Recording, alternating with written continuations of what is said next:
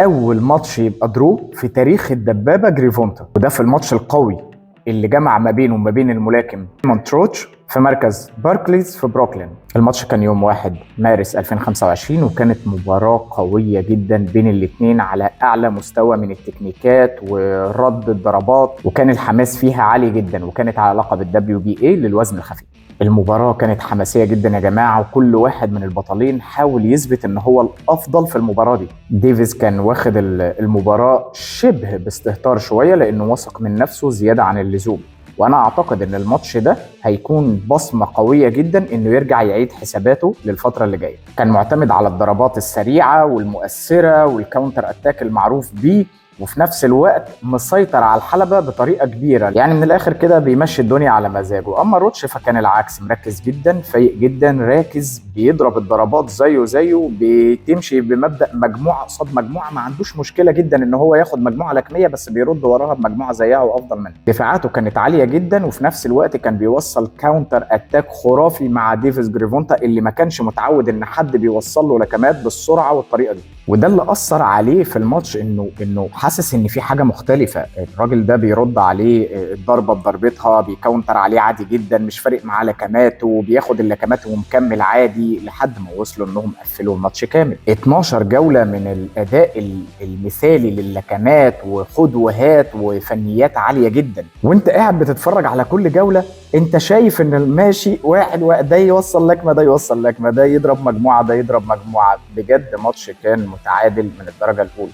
في حكم من الحكام كسب جريفونتا بفرق بسيط، ولكن الحكمين الآخرين عملوا التعادل، وخلص الماتش بالتعادل ما بين الاثنين، وده أول ماتش يبقى درو في تاريخ جريفونتا. اي نعم هو احتفظ باللقب، لان الدرو ما بيسحبش منه اللقب، بيخليه ان هو محتفظ باللقب، لكن في نفس الوقت بقت علامه ان اول ماتش درو في تاريخه، ودي حاجه بالنسبه له هو ما كانش عامل حسابه عليها. بالنسبه للحاجات الغريبه اللي حصلت في الماتش، اول حاجه المدرب بتاعه اللي هو كالفين فورد ما كانش موجود معاه، ودي حاجه غريبه، واللي كان معاه مدرب تاني.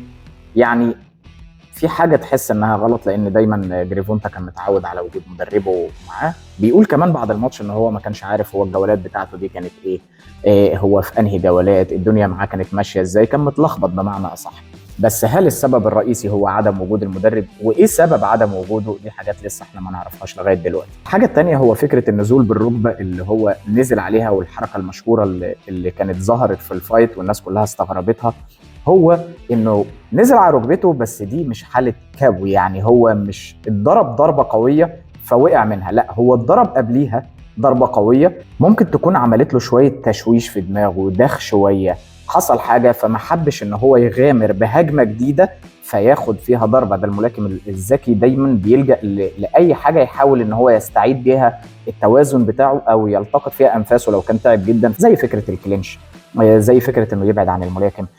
جريفونتا لجأ ساعتها لفكره النزول على ركبته، ودي معناها ان هو بياخد وقت مستقطع او بياخد بريك، علشان ان هو راح للمدرب قال له امسح لي وشي. فطبعا الحكم ما قدرش ان هو يعد عليه لان هو فايق، والضربه لما جت هو اتعامل معاها عادي، بعديها هو نزع ركبته كانه بياخد وقت مستقطع عشان يعمل حاجه.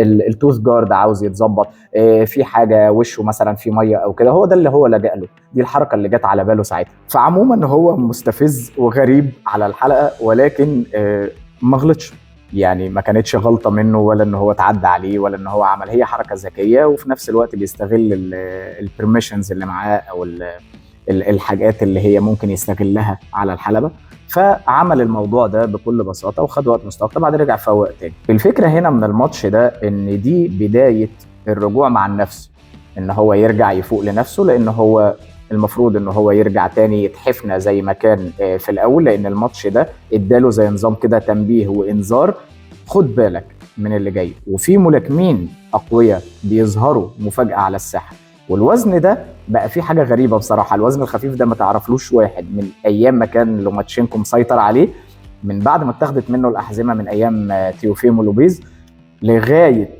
دلوقتي. تخيلوا بقى لها كام سنه لغايه دلوقتي الوزن ده ما تعرفلوش كبير.